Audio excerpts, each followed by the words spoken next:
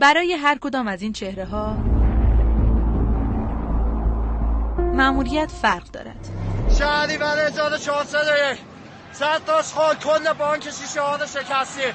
افرادی که برای داشتن بازوهای بیشتر در ایران از بستر این اینستاگرام استفاده می‌کردند. دایرکت اینستاگرام پیامی برای ما اومد. یهو مثلا برگشت گفت شناختی به مجاهدین داری؟ گفتم والا مجاهدین یه چیزایی شنیدم. افرادی هم مثل این پسر وارد برخی گروه‌های تلگرامی شدند به صرف دیدن فیلم اغتشاشات، اما یک لینک مسیرشان را عوض کرد. میخوای ادامه ویدیو رو ببینی بزن رو لینک زیر عضو شو. وقتی وارد گروه شدم دیدم که همه با یه جو تند و دارن در مورد جمهوری اسلامی نظر میدن.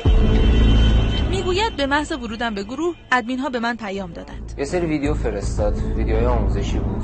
گفتم چیه؟ گفت نگاه بکن به دردت میخوره این روزا. آموزش ساخت کوکتل مولوتوف بود، آموزش ساخت جلیقه ضد گلوله ساچمه‌ای بود، آموزش از این قبیل میفرستادن. کلیپ‌های برای من فرستاد راجع به جور کلا بمبگذاری و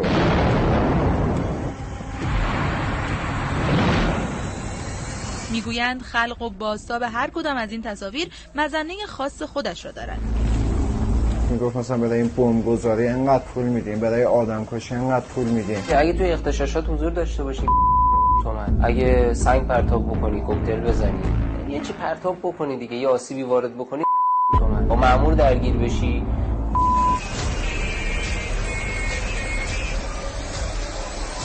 روایتی که ضبط یک زاویه‌اش به عهده این موبایل ها بود.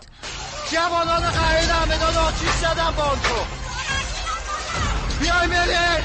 و زوایای دیگرش شکار دوربین های مداربسته شد. روایتی لحظه به لحظه از جمع شدن تیم تا تخریب اموال عمومی، مثل اینجا در تقاطع نوفلشاتو و خیابان ولیعصر تهران. چند سطل آشغال را آتش زدند، تابلوها را کندند و مسیر ماشین‌ها را بستند و بعد بیارتی را آتش زدند. یا اینجا در حوالی میدان نمازی شیراز، شخصی که کوکتل مولوتوف به دست دارد بعد از بررسی سوژه‌های اطراف در نهایت موتور پلیس را هدف قرار می‌دهد. ما موتور نیروی انتظامی را آتش زدن همه الان ساعت 12:05 ظهر. بعد از ثبت شدن هر کدام از این تصاویر زیاد طول نکشید تا اغتشاشگران اصلی به دست قانون بیفتند. کسانی که مأمور بودند پای امثال این کوله و محتویاتش را به داخل دانشگاه‌ها باز کنند، اما حافظان امنیت پازلشان را به هم ریختند. حالا سعی دارند خسارت را با عذرخواهی جبران کنند. خواستم یه عذرخواهی بکنم از بنده خدایی که دچار سوختگی شده، اما این بدن سوخته مثل روز اول نمی شود. جبران شدن این آتشی که به جان ماشین‌های شخصی، پلیس و امدادرسانی، این بانک‌ها و این مراکز مذهبی افتاد هم از جیب همین مردم است. جان‌های از دست رفته هم دیگر بر نمی‌گردند.